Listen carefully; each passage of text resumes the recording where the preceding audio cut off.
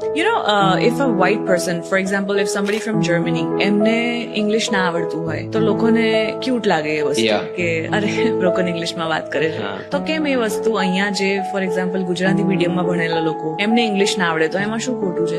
English આવડવાથી શું થઈ જાય છે? They can communicate, right? That is what is important. એમના મનની વાત તમારા સુધી પહોંચી છે. ત્યાં સ્વર્ગ છે. એક વસ્તુ સાવ સાચી કહું કે ત્યાં તમે જશો તો ઉપરવાળો પૂછશે તમે મેં જે સ્વર્ગ રચ્યું છે એને તું જીવીને આવ્યો ખરો? ત્યાં નદી છે તો અહીં નદી નથી, ત્યાં પર્વતો છે તો અહીં પર્વત નથી, ત્યાં તારા નક્ષત્રો છે ત્યાં નથી, ત્યાં અપ્સરાઓ છે તો અહીં અપ્સરા જેવી પત્નીઓ છે, સ્ત્રીઓ છે, તમે જોઈ નથી શકતા. ઓલી અપ્સરાની રાહમાં અહીંયા જે અપ્સરાઓ ફરે છે એને તો પેલા હરખી રીતે જોઈ લ્યો. સો આ સ્વર્ગને તમે 100% માણ્યા વગર તમે એવા વહેમમાં છો કે ઓલું સ્વર્ગ તમને ગમશે, ઓલો કાઢશે પાછો કે નહીં રે દોસ્ત, ઈ સ્વર્ગમાં તને નો મજા આવી તો મારા સ્વર્ગમાં તને નહીં જ આવે. કારણ કે સાચું તો એ હતું, મારે ક્યારે 24 વાર નહીં આવવું પડ્યું, જીવવા જેવું છે એટલે તો આવ્યો, નહીં તો નો સીધું ત્યાંથી ને ચમત્કાર કરી દીધો. તથાસ્તુ એને દરેક વખતે જન્મ લીધો, મારા જેમ સામાન્ય માણસની જેમ જિંદગી જીવી અને કીધું કે જીવવા જેવું.